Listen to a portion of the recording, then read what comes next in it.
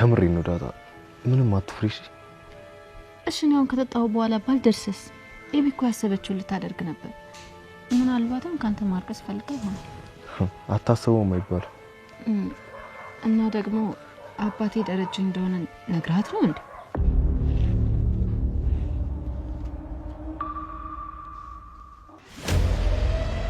ማለቴ እንዴት ወተሽ የት እንዴት ከወንድ ጋር ተገናኝተሽ ማለት እውነት ለመናገር ፈልጌ ነበር ያረገዝኩት አሁን ግን ምን ሰላም ይጸጸተኝ ልትይን ባልሆነ አዎ አሁን ትንሽ ይጸጸተኛል እንዴ ለምን ብቻ ተይወዳጣዬ ሁሉም ነገር ባጋጣሚ ቢሆንም ያው የሚያመጣው ፈጣሪ ነው እንግዲህ እሱማ ይልቅ ዳጣዬ ይሁን የረሳሁት ነገር አለ እስቲ ልላክሽ ብቻ በዚህ በጨለማ ከድሱ ሄጅ እንዳትይኝ ሰላምዬ ወይ ዳጣዬ እፈልግሻለሁ አንድ ሰው እንደቀሰቀሰው ግን በቃ ጧት ሰላም ሳትቀሰቅሷት እናንተ ራሳችሁ ሽሮ ፍትፍቱና ስጡት እሺ በኋላ እኔ ነኝ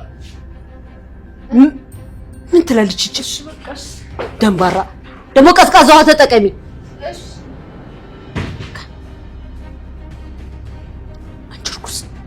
አንቺ ነሽ ያድርግሽ እኔ አይደለሁም ማየ በጣም እርግጠኛ ነኝ እኔ መስለኝ ግን ማየ ዳጣና ሰላም ሆን ብለው ነው እንደዚህ ያደረጉት ዳጣ ራሱ ሆን ብላ ናታንና አስክሬ የሆነ ነገር ታረጉ ነበር ልክ እኔ በዚህ በኩል ሳልፍ አየኋት ከዛ ልክ እኔ ስገባ ደግሞ እሷ ወጣች ማየ እኔ እርግጠኛ ነኝ ዳጣ ናችሁ እንደዚህ የምታደርገው ሰላም ሰላም ወደ ቻናሌ ቤተሰቦች እንዴት ናችሁልኝ እንኳን ወደ እኔ ቻናል በሰላም መጣችሁ አቢጌል በድጋሚ እንግዲህ ናታንን ለማጥመድ ሞከረች አቢጌል ናታን የሚጠጣው ውሃ ውስጥ አልኮል በመጨመር አብራው ልታድር አስባ ነበር እንግዲህ በዚህ ቀደም ክፍል ላይ አቢጌል ለናቷ ናታን ለግራዴሽን ወይ ስመረቅ ማለት ነው ቀለበት ያደርግልኛል ወይ ብላ እናቷን ማለት እንዲያደርግላት ካላደረግላት በግድም ቢሆን ብቻ እንዲያደርግላት እናቷን ስትጠይቃት ያያየን ነበር ማርታም እንግዲህ ልጁ ከወደደሽ እሺ ካልወደደሽ ግን ምንም ማድረግ አልችልም ብላት ነበር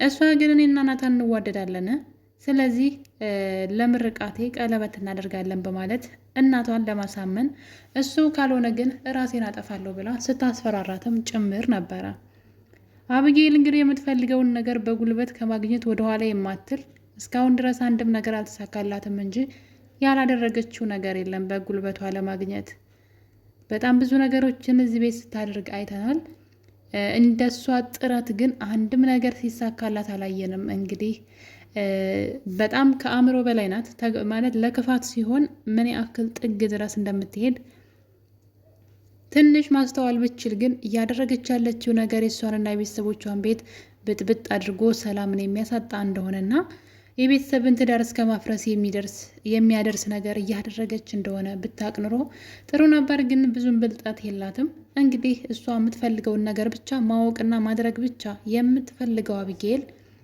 ናታንና ዳጣ ፍቅረኛሞች እንደሆኑ ጠንቅቃ ታውቃለች ስለዚህ አሁን ላይ ተስፋ ስለቆረጠች በጉልበት እንዲሆን ትፈልጋለች እናም በተደጋጋሚ ናታን ቀለበት አደርጋለሁኝ ትምህርቴን ስጨርስ በማለት እንግዲህ እናቷን ስትጠይቃት እናትየዋም ደግሞ ናታንን ከመውደዷ የተነሳ ልጄ ናታን ሚስት እንድትሆን ነው የምፈልገው ናታንም ደግሞ አማቼ እንዲሆን ፈልጋለሁ በማለት ይህን ነገር እንግዲህ አፍ አውጥታ ሁሉ ለናታን አባት ተናግራለች ነገሩንም ደግሞ የናታን አባት እንግዲህ ስመጣ እንነጋገርበታለን ብሏታል እናም ይሄ ነገር በዚህ ያለ ነበር እንግዲህ የሁለቱ ግንኙነት እየጠነከረ ሲሄድ ባየሽ ቁጥር ናታን እንደማታገኘው እርግጠኛ ስለሆነች በዛውም እንግዲህ እዚህ ቀደም ካያችሁ ደረጀ ናታንን አዋርቶት ነበረ አባትህን በጣም ተወደዋለሁ ወይ እና አባትህ ትምህርትህን አቆም ቢልህ ብቻ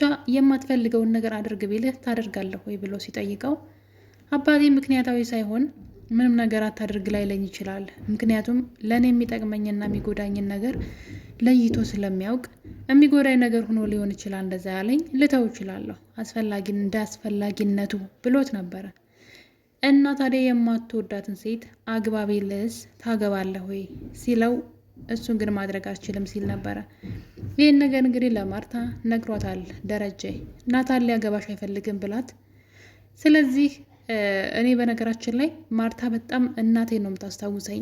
ልክ እንደ እውነተኛ እናት ማለት ፊልም ሳይሆን እውነተኛ እንትን ነው የሚመስለው ምክሯ ማለት ነው። እንዴት አቢጌልን እንደምትመክራት የእናትነት ምክሯን ስትለግሳት እያየን ነበረ።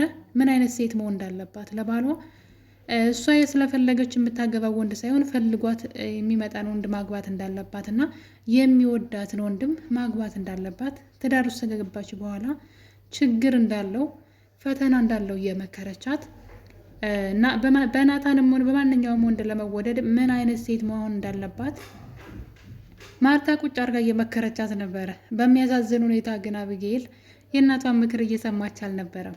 እሷ የምትፈልገውን ነገር ብቻ ነው ማድረግ የምትፈልገው እና ማርታ እንግዲህ እንደዚህ አይነት ሴት መሆን አለብሽ፣ ትክክለኛ ሴት መሆን አለብሽ እያለች እየመከረቻት፣ እሷ ግን እሺ እማዬ፣ ግን ይሄ ሁሉን ነገር ሞክሬ ካልሆነ ግን ባረግዝበት ያገባኛል ያለቻት። በጣም ነው የሚያሳዝነው።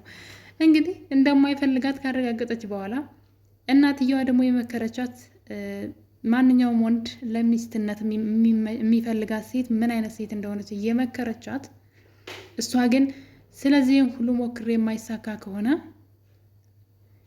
ለምን አርግዤበት በግድ እንዲያገባኝ አላደርግም አይነት ነገር ነበር የተናገረችው። በነገሩ እንግዲህ እናትየዋ በጣም ትደነግጣለች። በጣም ነው የደነገጠችው ማርታ። እንዴት እንደዚህ አይነት ሰይጣናዊ ሀሳብ አእምሮዋ ላይ መጣ ብላ። ይህ ነገር እንግዲህ አቢጌል ለእናቷ ተናግራ ብቻ አይደለም የተወችው። በቀጥታ እንግዲህ አልኮል መጠጥ አምታ፣ አረቄ የሚባለውን መጠጥ ማለት ነው ወስዳ ናታን ውሃ ውስጥ ማለት ነው መኝታ ቤት ውስጥ ያለው ውሃ ውስጥ ያንን አልኮል ትጨምራለች አቢጌል። ናታንም እንግዲህ ማታ ወደ ክላሱ ሲሄድ ነበረ። ውሃ ጠምቶት ስለነበር ብድግ አድርጎ ግጥም አድርጎ ነበር የጠጣው። ነገር ግን ቆይቶ ውስጡ የማይሆን ጣዕም ስለተሰማው ደጋግሞ ቢያየውም ሌላ ነገር ነው እና ወዲያው ነበር እንግዲህ ልጁን ማለት አብዝቶም ጠጥቶት መሰለኝ በጣም ታሞ ነበረ። ራሱን ሁሉ ስቶ ነበረ። በዚህ አጋጣሚን ተጠቅማ እንግዲህ አቢጌል ራቁቷን ነበረ እንግዲህ እንዳያችሁት ማለት ነው በብጣሽ ጨርቅ ወደ ክላሱ ሄደችው በዛ ሌሊት እና በሀሳቧ ያሰበችውንና ለእናቷ የነገረቻትን ነገር በተግባር ለማድረግ እንግዲህ ጥግ ድረስ ነበር ሄደችውና በመጨረሻም እንግዲህ የናታን አልጋ ላይ ወጥታ ናታን እየታገለችው ነበረ። በዚህ መሀል ደግሞ ሰላምና ዳጣ አብረው የሰላም መኝታ ቤት ስለነበሩ ሂጂና መድኃኒቴን የናታን ክፍል ውስጥ አለ አምጪልኝ ልውሰድ ትላታለች። እናም እንግዲህ ዳጣ ወደ ናታን ክፍል ስትሄድ ያየችው ነገር አቢጌል ራቁቷን የናታን አልጋ ላይ ቁጭ ብላ ናታንን በደመ ነፍስ እሱ ራሱን ስቷል፣ ምንም ነገር አያውቅም እንደምታዩት በግድ እየታገለችው ነበር ያገኘቻት። እናም በመጨረሻ እንግዲህ ከዚህ ውጪ ዓይንሽን ማየት አልፈልግም እያለች እንግዲህ ድንገት በሩን ከፍታ ስትገባ ዳጣ ማለት ነው እንድትወጣ ስትለምናት ነበረ። ናታን ደግሞ ደህና እንዳልሆነ ዳጣ ስለተመለከተች ሂዳ እንግዲህ እናቷን ጠርታታለች። ማርታም በሁኔታው በጣም ደንግጣለች፣ በጣም በሚያሳዝን ሁኔታ ማለት ነው።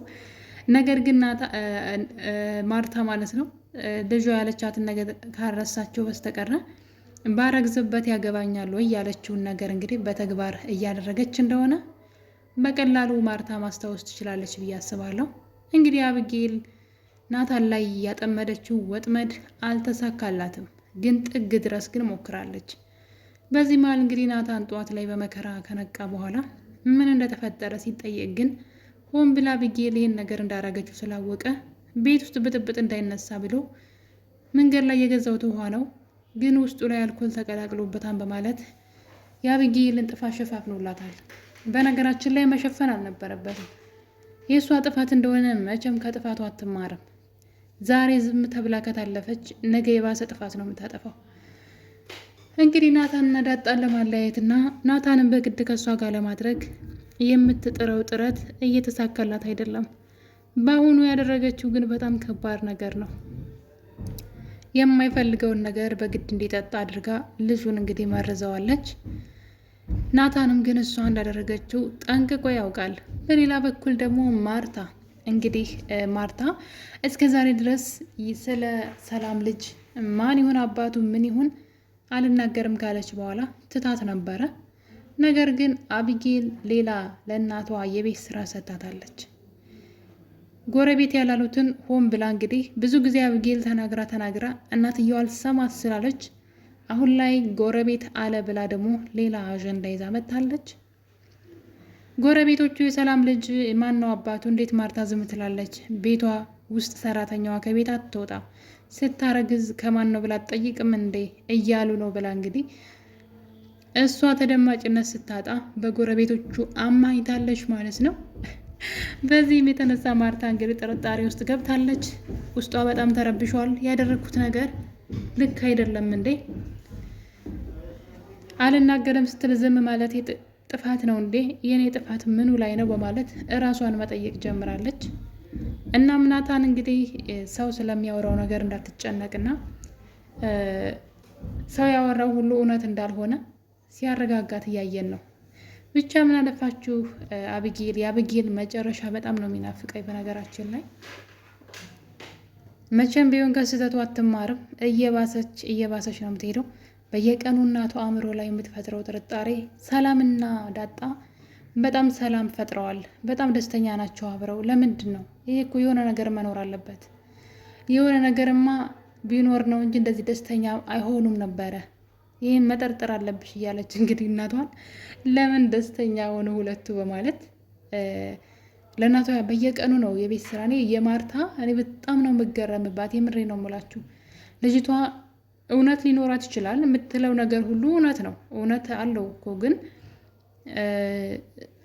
ሁሉን ነገር የምንከታተል ከሆነ ሁሉ ነገር የምንጠራጠር ከሆነማ እውነት ነው እኮ የምታወራው ነገር። አሁን ዳጣን በአባቷ መጠርጠሯ፣ የአባቴ ልጅ ትሆናለች ብላ ማለቷ፣ ሰላም ከአባቴ ወይ ከናታን አርግዛለች ከሁለት አንዱ ማለቷ ምንም አይነት ስህተት የለውም እኮ። ግን በዚህ መጠን ልጅ ሁና የዛ ቤት ልጅ ሁና አባቷን ቤተሰቦቿን እንደዚህ ለመበጥበጥ እንደዚህ እርቀት መሄዷ ነው እንጂ እኮ የምታደርገው ነገር ስህተት የለውም። ማለት ከንግግሯ ውስጥ ብዙ እውነት ነው። የምትፈልገውን ነገር ማግኘት፣ ሁሉን ነገር መጠራጠር። ግን ከምትጠራጠረው አብዛኛው እውነትም አላት። ስለ አባቷ ለምሳሌም ዳጣ እዛ ቤት ለምን ትኖራለች? ለምን በዚህ መጠን እዚህ ቤት ልኖር ቻለች? ሰላም ከማን አረገዘች? ለምን አባቱን አትናገርም? ስለዚህ እንደዚህ ስለሆነ ነው ብላ በቃ አእምሮ ጥያቄና መልስ ያመጣላታልና እንግዲህ መጨረሻዋ ምን እንደሚሆን ባላውቅም አሁን ላይ ግን ነገሮች የተሳኩላት አይደለም። ናታንን እንግዲህ ያጠመደችው ወጥመድ ከወጥመዱ አምልጧል። ያው ናታን በጣም ስርዓት ያለውና ጥሩ ልጅ ነው። በጣም የሚወደድ ልጅ ነው። ስለዚህ መልካምነቱ ይመስለኛል ከሷ ከመጥፎ ስራዋ ያዳ ነው እንጂ አስባችሁታል እንግዲህ ምን ሊፈጠር እንደሚችል። አብረው አደረች ማለት ለሁሉም ነገር ጥሩ አይደለም። በዛ ላይ ዳጣ በጣም ትጎዳለች። እሷ ያደረገችው የስህተት ስራ እንኳ ቢሆን ዳጣ መጎዳቷ አይቀርም። እናም እንግዲህ ናታን አቢጌል እንዳደረገችው ይህን ነገር አውቃለሁ፣ ነገር ግን ቤቱ እንዳይበጠበጥ ብዬ ነው ዝም ያልኩት። ስለዚህ ከዚህ በኋላም ምንም ከማድረግ ወደኋላ ስለማትል እባክሽን ምንም ቢፈጠር እኔና አንቺ እንዳንለያይ እያለ እንግዲህ ለዳጣ ቃል ሲያስገባት እያየን ነው ማለት ነው። እውነት ነው እንደ አቢጌል አይነት መጥፎ ሰዎች ብዙ ነገር ሊያደርጉ ስለሚችሉ ያኔ እንግዲህ በሚፈጠረው ነገር ማለት ትዕግስትና መቻል እንዲኖራት ቀድሞ እያስጠነቀቃት ይገኛል ዳጣን ማለት ነው። እና እንግዲህ አሁን ላይ ደረጀና ማርታ ሰላም የልጇን አባት በቃ ትንገረን። በዚህ መጠን ጎረቤት ድረስ ወሬው ከተዳረሰና ጎረቤትም እንደዚህ ካሰበ ለእኔም ጥሩ አይደለም፣ የተሳቀቅኩኝ ነው። እኔ ነገሩን ብተወውም ጎረቤቶቻችን እየተውት አይደለም። ስለዚህ ትምጣና